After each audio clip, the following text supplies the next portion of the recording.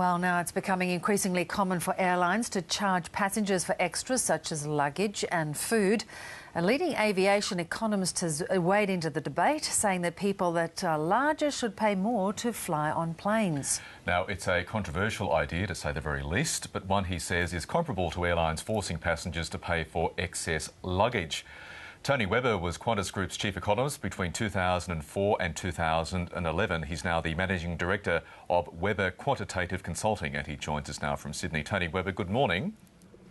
Good morning. OK, you're probably the bravest man in Australia this morning. Explain your reasoning for the so-called airline fat tax.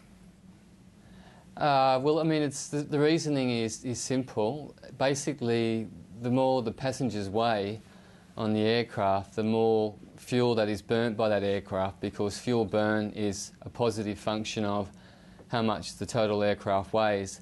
And so, you know, when people weigh more, the fuel burn goes up, their fuel costs go up, and the airline needs to recover that fuel cost by raising prices. You've given an example, for instance, of the impact of heavier load on, for instance, an A380 flight between Sydney and London. Yes. And what does that work out to be? For the A380 flight to London, that works out to be, well, if you had 3 A380 flights to London, you're looking at, based on the weight gain over the past 12 years, which is about 2 kilos per adult, you're looking at an extra cost to the airline of about $1 million for a 3 daily service. And you're proposing to set a weight threshold, and if passengers are above that, they pay an extra $10, $20, $30, if not more, on their ticket?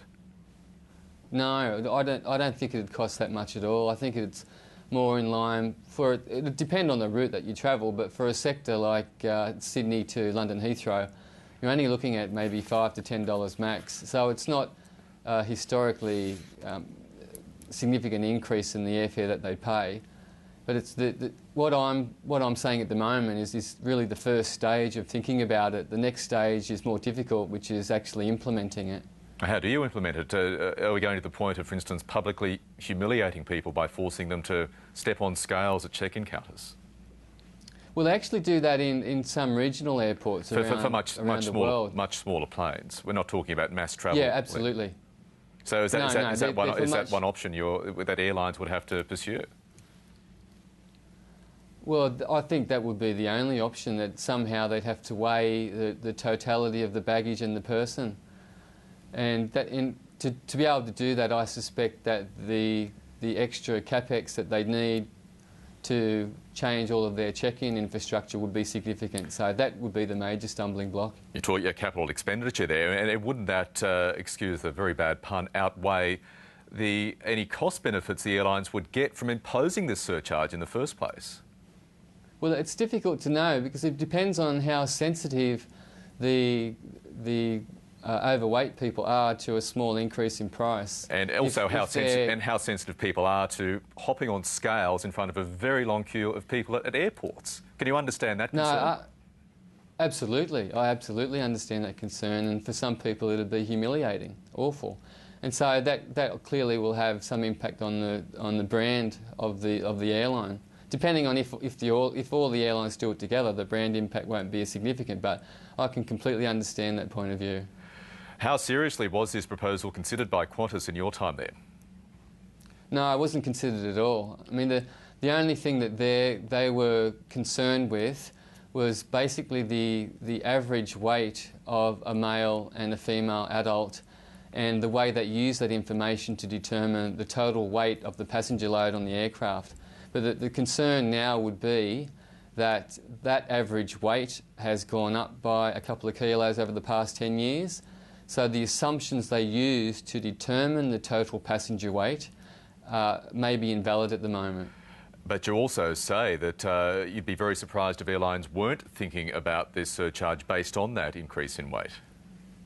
Well, I think the low-cost carriers would be more interested than the full-service airlines. So they're all thinking about how to reduce fuel consumption and to get better fuel efficiency. This is just one means of trying to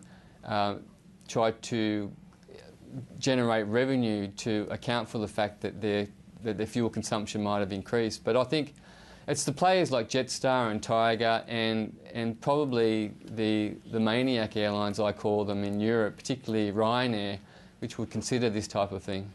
And I suppose taking it to its logical conclusion, your argument, could slimmer people therefore expect to get a discount for flying? Oh, they would get a discount. And similarly, somebody who's overweight, who has hardly any check-in luggage, may also get a discount. I mean, if they're only 5 kilos overweight and they don't check in a bag which may weigh 20 kilos, then they may get actually a discount themselves. All right, Tony Webber, you've stirred up a big fat controversy. Thank you very much for explaining your point of view this morning. A pleasure.